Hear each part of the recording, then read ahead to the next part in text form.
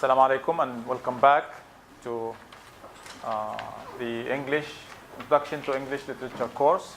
We continue our journey discussing and examining the Renaissance and the Renaissance literary figures. Like I said before, we're done with Shakespeare, but at the same time we are never done with Shakespeare because Shakespeare keeps showing up every now and then. Today we move to speak about more dramatists in the Elizabethan age. But before I do that, there are three things I want to say. Number one, Shakespeare was a veteran. A veteran is a person who lives in two ages. He was a veteran not because he lived at the end of the 16th century and the beginning of the 17th century, but because he also lived at the time of Queen Elizabeth and also King James. So we have Elizabeth and King James I, who ruled England at the beginning of the 17th century. So Shakespeare was a veteran. He was both Elizabethan and Jacobean. James, Jacobean literature figure.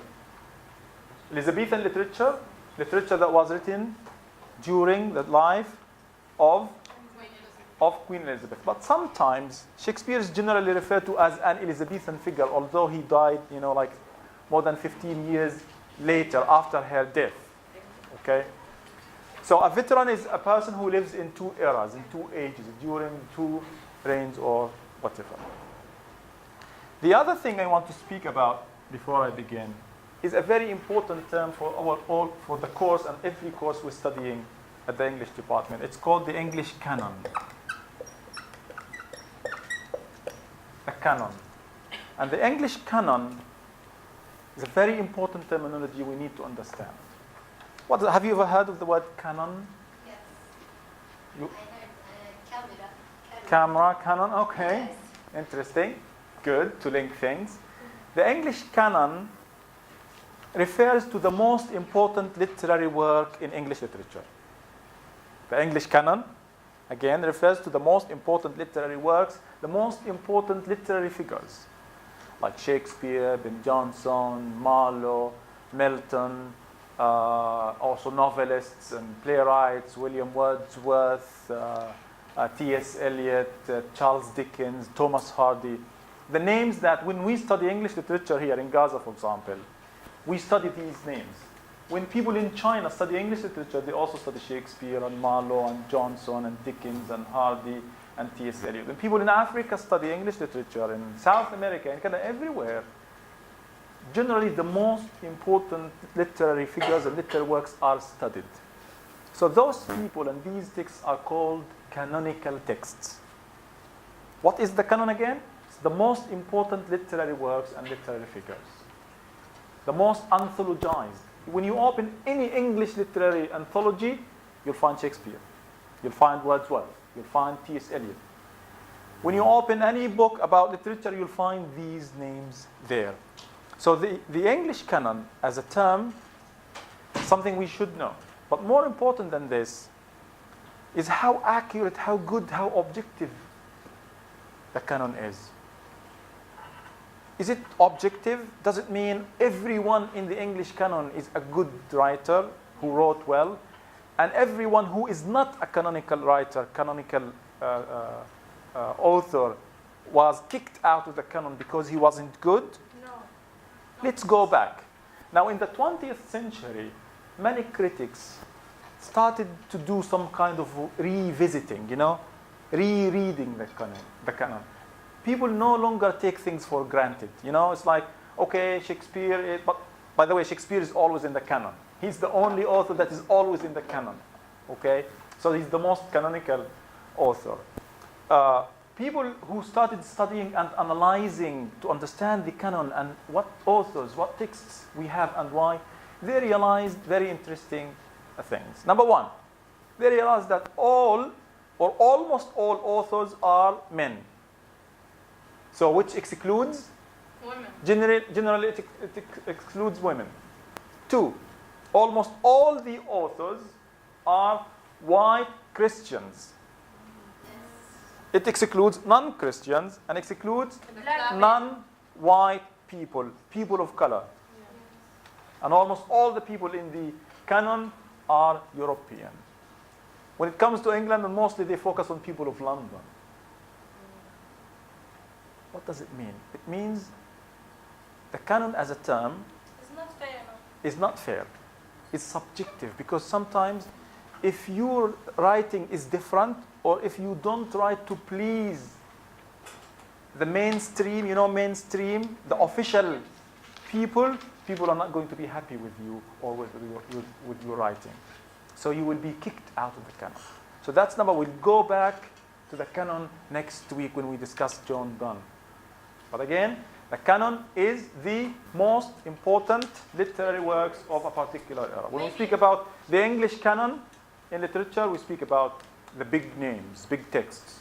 Hamlet, Macbeth, texts by other people, Othello, not only Shakespeare, but other poets, Jonson, Marlowe, Samuel Johnson, Dryden, Milton, T.S. Eliot, William Wordsworth, William Blake.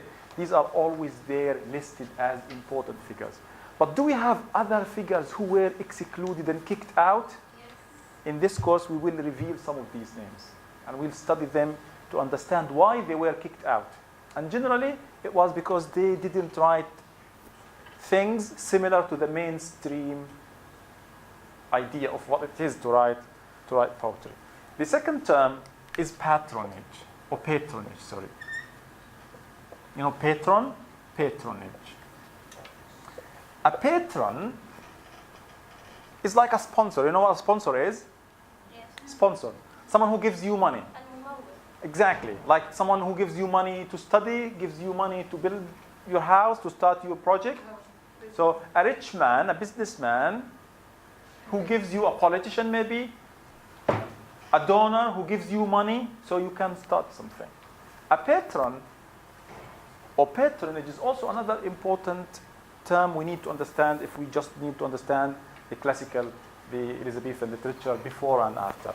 Now, in literature, a patron is someone, generally a man, but sometimes could be a woman, who belongs to the high class, sometimes the royal family, and who has a lot of money, rich.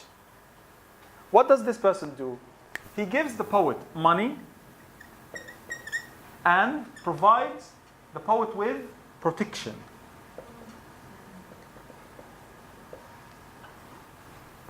Remember, we're talking about the Elizabethan age, and even before.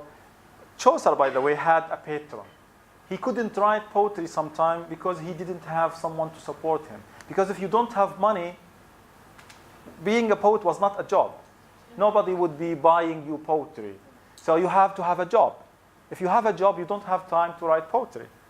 So a patron, again, what's a patron? Someone, usually a man, a rich man with money. Sometimes the patrons, or usually they have a literary taste. So because they love poetry, they love literature, they take care of poets. So they give poets money in order to keep writing, to write more. And they also provide them with protection. You know, protection. If you say something that displeases someone, if you criticize someone, maybe someone wants to arrest you, to punish you for something. Oh, no. Don't. This man is protected by this patron. So some kind of political and social, and he would invite you to his court, his palace.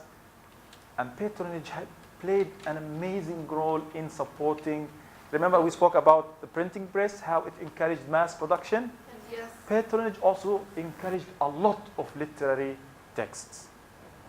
Now, as a poet, you stay at home, you have enough money to live, and you can write as much poetry as you can, as possible. However, this patronage came with a tax, a sacrifice. If someone gives you money, supports you with money, you need to write good poetry about them, to praise them. If he brings a new cat, you'll be writing, "Oh cat, thou art, shall I compare thee to the best cats in the world? Or shall I compare thee to lions? You are more fearful and intimidating." If he buys a mobile phone, you'll be like, "Wow." If you had enemies, you should write So you need to write good poetry to praise them. So again, a patron is a person usually with a literary taste and a lot of money who provide poets with money and protection in exchange for praise, for good poetry sometimes. We'll speak about this later on. We'll mention this again and again, important terms. Now, let's go to Christopher Marlowe. Christopher Marlowe. Listen. Marlowe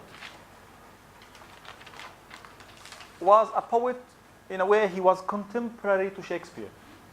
He was a dramatist and a poet. We study him today as a dramatist. Later on, we'll come back to him. Many critics believe that Marlowe could have become more famous than Shakespeare. Not many, some critics. Could have surpassed Shakespeare. But the sad thing is that Marlowe died very young at the age of 32. And there is something mysterious about poets who die young. There are many English poets who die very young. And when they die very young, they have this kind of aura about them. They look like prophets, like people love them more, love their poetry more, and respect them more. Like, because you feel that they died because of their poetry. They died because they wanted. It's like, teachers who die young, they become like whoa. But sometimes they don't. They live forever, which is not good for some students, maybe. So, what I'm saying here is that the fact that Marlowe died young, at the age of 32, made him. He's a famous poet and dramatist. Many believe he was, during his lifetime, he was the most famous dramatist. The most famous dramatist. More than Shakespeare, because Shakespeare at that time was beginning to write, the good stuff we're studying. We just studied. He was starting. So, had he not died young, he would have surpassed Shakespeare, become more famous than Shakespeare, according to some views. Now, there are similarities and differences between him and Shakespeare.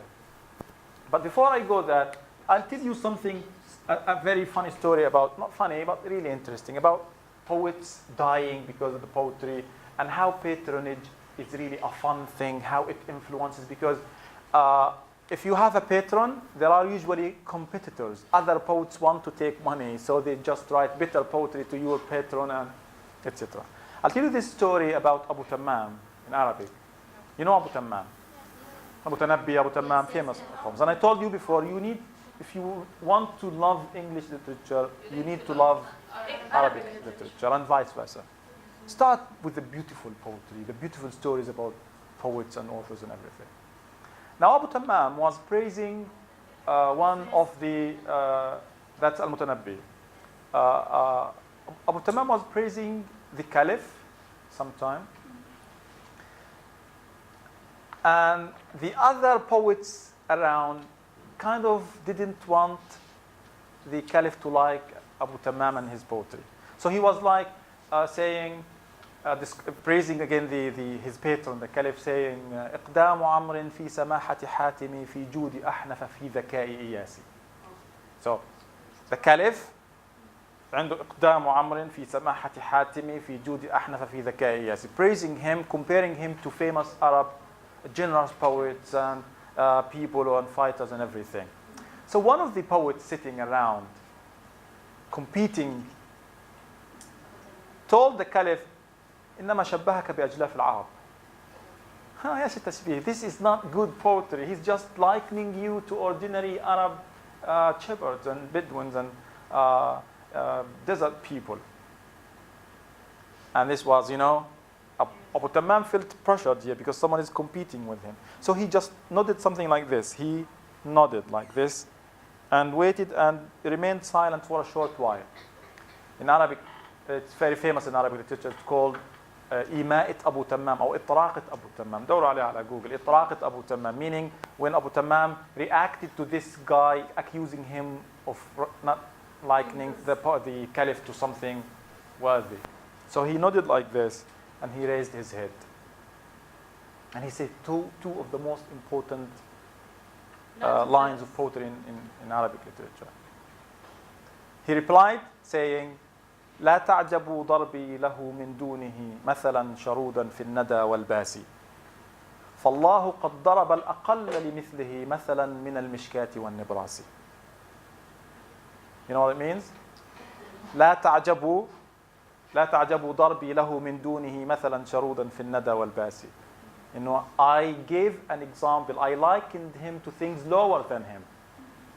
فالله قد ضرب الأقل لمثله مثلا من المشكاة والنبراس. الله إيش قال عن نفسه عن نوره؟ الله نور السماوات مثل نوره كمشكاة. The mishkah is nothing compared to God's light.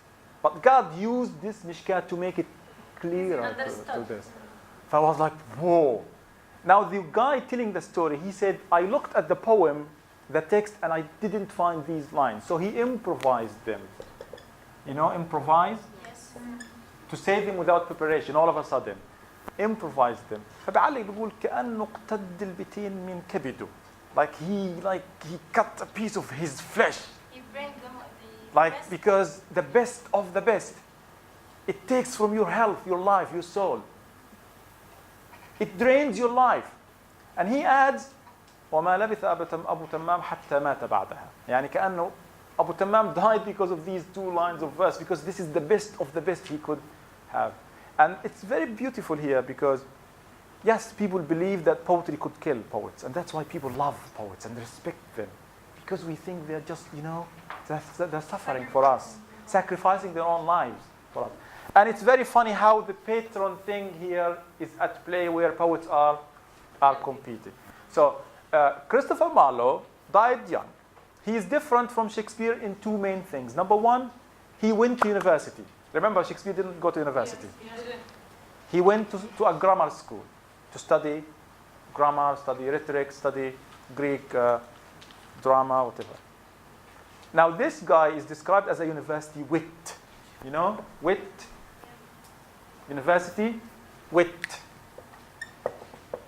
The people who went to university, either Oxford or Cambridge, are described as university wits. Shakespeare didn't go there. So he was more educated. He learned more about cultures, about tragedy, about literature, about language, about grammar.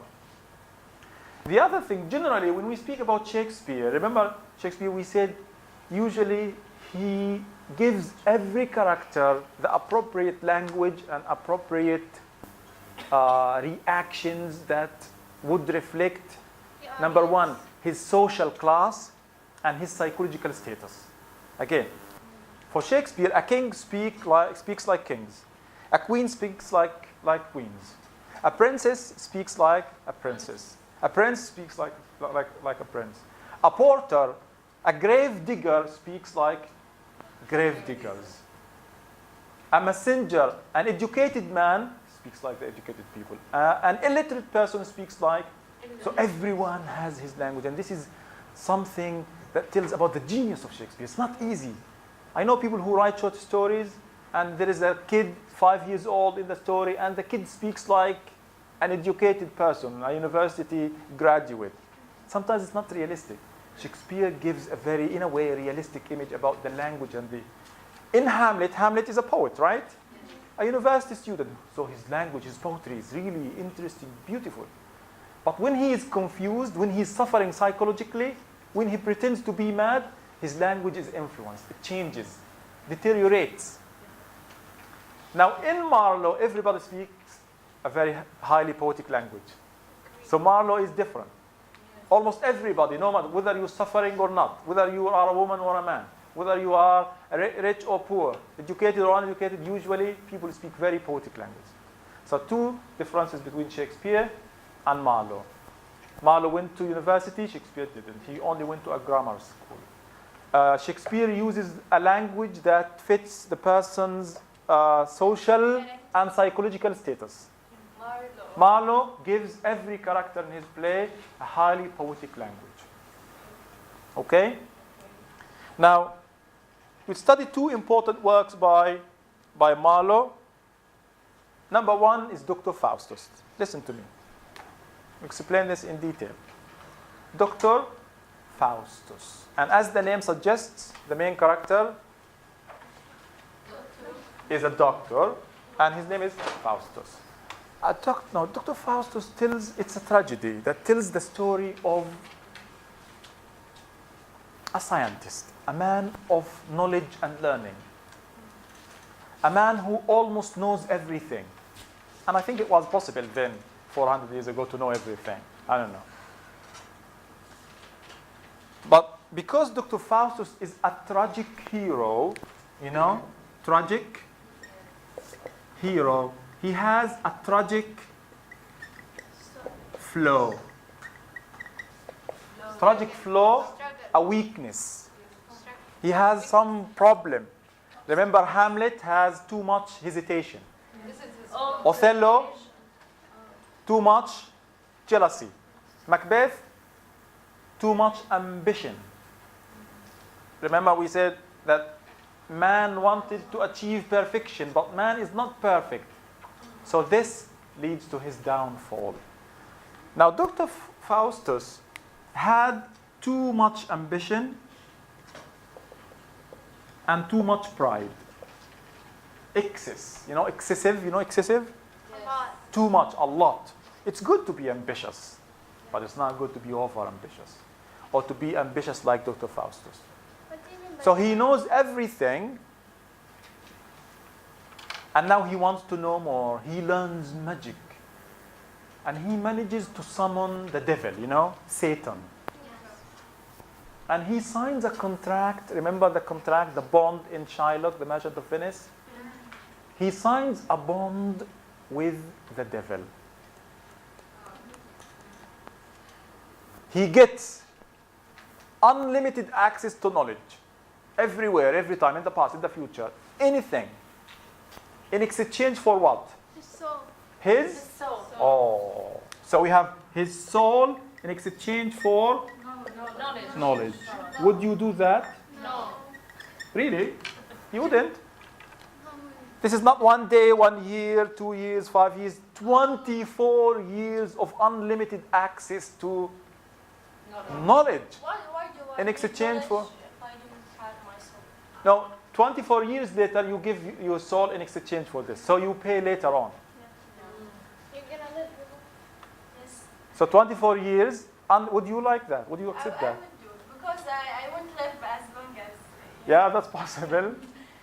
Or I know one of the other group once was saying, I would give my soul for a year of unlimited internet or unlimited electricity.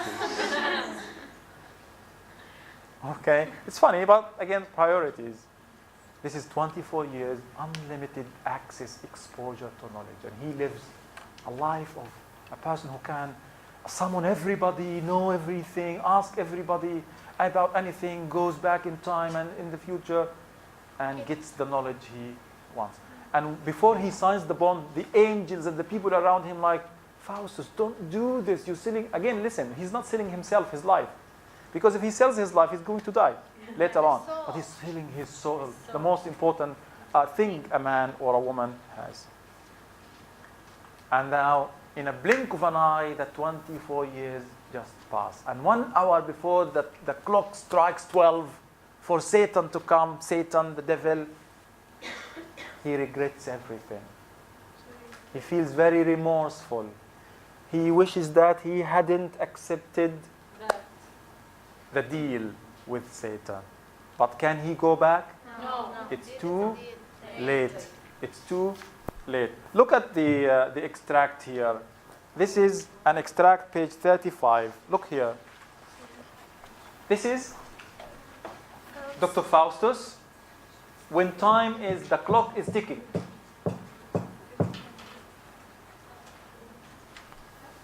O soul, be changed into little water drops and fall into the ocean, ne'er be found. Ugly hell, gape not, come not, Lucifer, I'll burn my books. Now, too late to burn your books. Faustus. Someone read this, please. Okay. O soul, be changed into little water drops and fall into ocean. Lucifer. Lucifer. I will burn my books. I'll burn my books. What? Yeah. Also, be changed into little water drops, and fall into the ocean, ne'er be found. Ugly head, gape not, come not Lucifer, I'll burn my box. Excellent reading. Yeah, please. O soul, be changed into little water drops, and fall into the ocean, ne'er be found. Ugly hill, gape not, come not Lucifer, I'll burn my I'll burn books. my book. And like we said last time, this doesn't perfectly rhyme here. So this is A, B, A, B, C, and D. No rhyme here, despite the S for plural. And this is something we described as blank Blank verse. Verse without rhyme. Now, irregular rhyme scheme is different. It has rhythm, but it doesn't have. What is he talking to, Marlowe? What is he talking to? He's talking to soul. Oh, saying okay. that- He's talking to his soul. Can his soul talk back? No. What do you call this in poetry, in literature?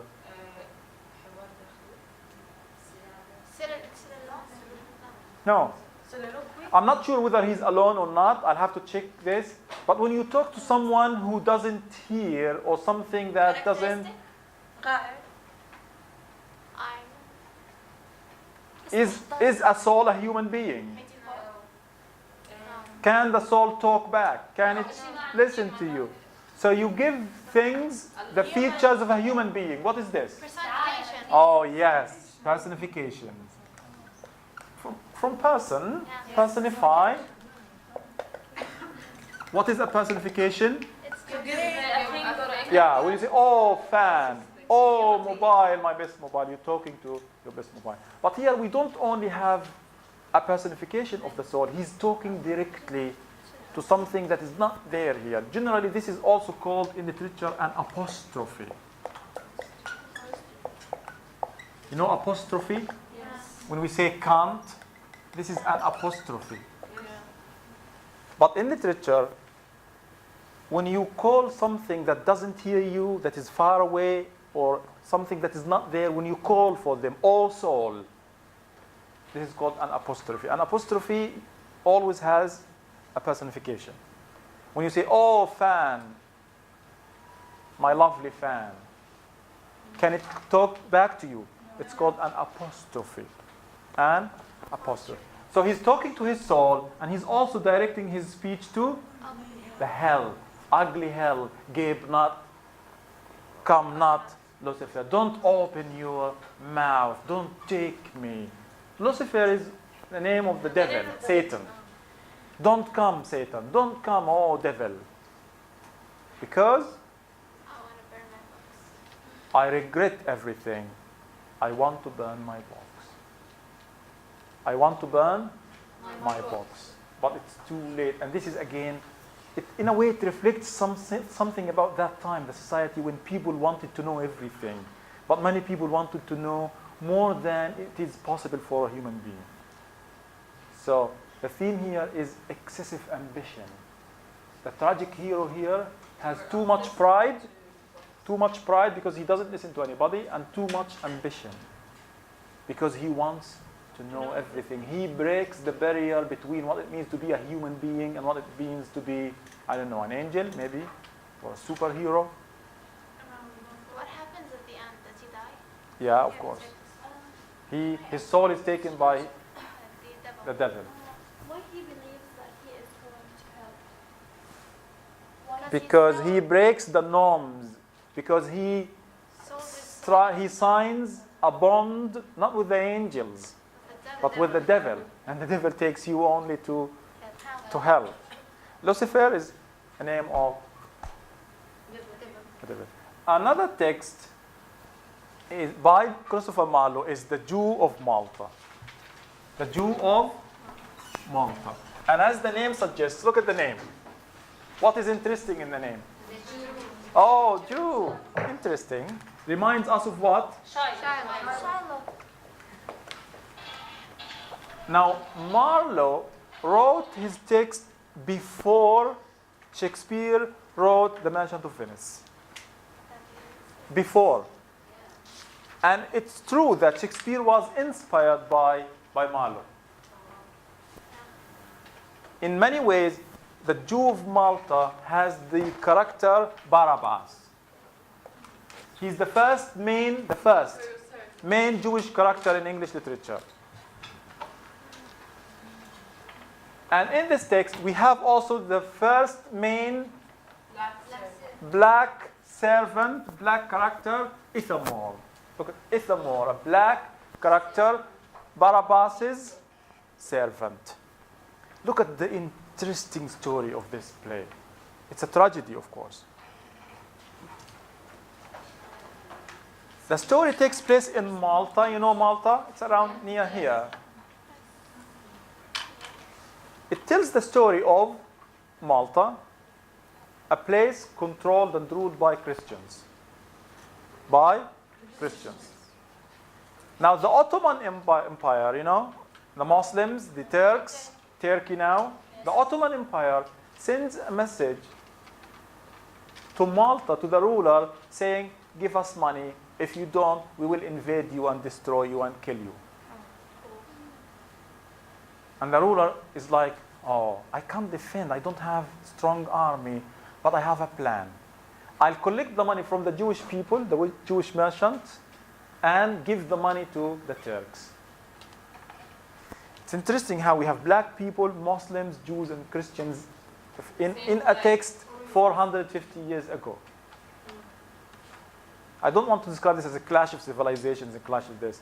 But we'll see how not only Jews, but also Muslims and black people are represented negatively. There is a lot of racism here. Barabbas is depicted in a really horrible way. A lot worse than Shylock. Because in Shylock, sometimes we feel sorry for him. We sympathize with him. But this is horrible depiction. That's why many Jewish people hate and dislike Marlowe. Accuse him of being anti-Semitic. And I think he is. But don't be happy about any racist person. Because the rule, once a racist, always a racist. He's racist against Jews, against Muslims, and against Africans and black people. So the story, in brief, goes like this. The money is taken from Barabbas and other merchants to be given to the Ottomans. And Barabbas feels angry and he wants to take revenge. He uses his daughter. And that's probably the worst thing I have ever said. Someone using his own daughter to take revenge. And because of his daughter, two people fall in love with her, and that's his plan, and they kill each other, they die. First, two people who die here. And his daughter Abigail discovers how horrible her father is, and like Jessica in The Merchant of Venice, she leaves her father, she converts to Christianity. And is that it? Is that all? Of course no. He swears to take revenge. To come after his daughter. She becomes a nun. You know, a nun, a woman who gives herself to God in a church. He uses Ithamore with his help. He poisons not only his daughter, but all the nuns in the church, and they all die, including his daughter. Is that all? We haven't started yet. Very long, very complicated story, interesting story. But remember in Shakespeare, in Shylock, we were like, he's good, he's not. Here, I feel sorry for him. With Ithamore, it's always evil, pure evil.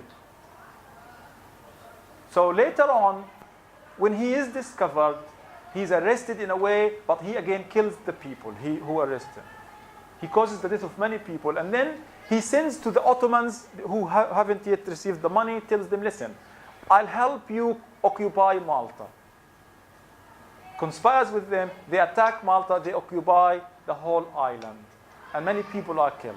And they choose him to be the ruler. And then that's it? No. He conspires against other people, wants to kill more people, and causes the death of more, probably scores of people. I think hundreds of people die because of Barabbas. And at the end, he's discovered, they knew that he was behind most of these evil things, and he was put in a cauldron, a pot, and he was killed. Tragedy. Horrible tragedy. I'm not sure whether you would like to watch something like this or read something like this. It's very tragic, very dark. And there's a lot of racism, yes. I think, remember in Shakespeare, we asked, is Shakespeare a racist or was he exposing racism in his age? Many people say Shakespeare was as racist as any Elizabethan person. But here we have a lot of anti-Muslim, Islamophobia, anti-Jewish sentiment, anti-Semitism and racism against black people. Yeah, it's a matter of question, but I wouldn't generally describe Shakespeare as a racist. No, But he discusses racism. In my opinion, he's exposing racism in his community. But this one, we don't generally feel one tiny little bit of, of sorrow for this man. He's evil. A man who uses his daughter as a prostitute to kill people. A man who kills his own daughter, who poisons her. And notice the stereotype about Jews poisoning people and everything. That's Christopher Marlowe. We'll come back to Marlowe as a poet, okay? We'll just, sorry? Maybe because of that Hitler burned half of them. So, why? Maybe he read this tragedy. No, Hitler is a racist person. He's a Nazi. He's a horrible person who hated not only Jews, but Muslims and black people and all people who were different. He was a white supremacist who believed only that Germans are the pure race. There's no justification for hurting anyone, let alone burning millions and millions of people. I read that Hitler loved a Jewish girl, and Many stories about Hitler are really fake in so many ways, but what he did is horrible. And as Palestinians, we hate Hitler. We shouldn't have any kind of sentiment. Remember, we detach ourselves from these racists, and at the same time, the Jews generally are not to blame for what's going on to us. We have the Zionist movement, Israel, many of them are Jews, and that's the problem, the occupation. The Holocaust does not justify the destruction of Palestine and the occupation of Palestine. And also the occupation does not mean we should be okay with people killing like Hitler and everything. But that's something else. Okay? So in brief, probably we can leave Ben Jonson for next class. Ben Jonson, very quickly, he was arrested at the beginning of his life, more than once. And maybe because he was critical of the monarchy, he was critical of some people, he went to prison. But clearly, later on, he realized that, okay, I know how to be close to probably the king or the queen, and he was friends in a way with King James. So he, like Shakespeare, he's a veteran. He was Elizabethan and Jacobean at the same time. He wrote several plays. Every man in his humor, every man out of his humor. And two more important works are Volpone and The Alchemist, like chemistry, Alchemist.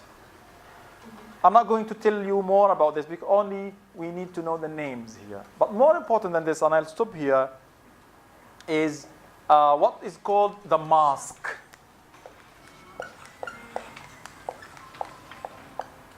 The mask. And I'll conclude here. Mask of Queen. Remember the play, the globe, the stage, people would be standing and paying probably a penny, and people would be in the rows paying more money, rich people. Now the mask is also a play. But as a play, the mask, because King James loved the theater, so he wouldn't go out, he brought the theater and the people and everything inside. He's the king, right? Yes. And Jonson became a friend of him. He wrote several masks. A mask is a short play, written especially for the king and the royal family, performed on occasions only once. The king shouldn't, watch something twice. He's a king. So short, written particularly for the king and the royal family, performed once. And generally, we don't have professional actors. The actors would be members of the noble families and the royal families. And this is the mask. Mask from mask. Yeah. Because when the actors were on the stage, it wasn't good for the royal and noble people to be actors. They would hide their faces or part of their faces. You would still recognize them, but it's still like they're being someone else. So the mask is different from the play. It's short. It's generally written for the royal family, about the royal family, performed once, and the actors are not professional actors, but from the noble and the royal families. An important text here is a play written by, again, Jonson. Written by Jonson. It's called The Masque of Queens. As the name suggests, Masque. A play written by Jonson. Short, to be performed once, in the court, for the king and the royal family and the noble family. Now, we finished generally Ben Jonson. I'll stop here. For next class, we'll have, again, in brief, 2 more dramatists, but then we'll speak about a very important movement called the Puritans. And we'll see what happened to English drama and the theater. If you have a question, please do ask. No question. Marlowe, Shakespeare. Think of comparing and contrasting Shylock and Barabbas. Any question? Please. If Shakespeare was a black person, wouldn't he be included to the Bartons? Here, Canon. the canon, the pattern. There weren't many black people then, but probably he will be ignored. Later on, we'll see how women were ignored from the canon, not because they don't write well, but because they are women. So the canon is not objective. For example, Afra Ben wrote a novel, a short novel, 50 years before the main character, the main novelist Daniel Defoe. But 50 years later, when a man wrote a prose text, the novel was like, whoa, this is something new. And Afra Ben was ignored. So I'll stop here. Thank you very much. And we'll see you next week, inshallah. Please.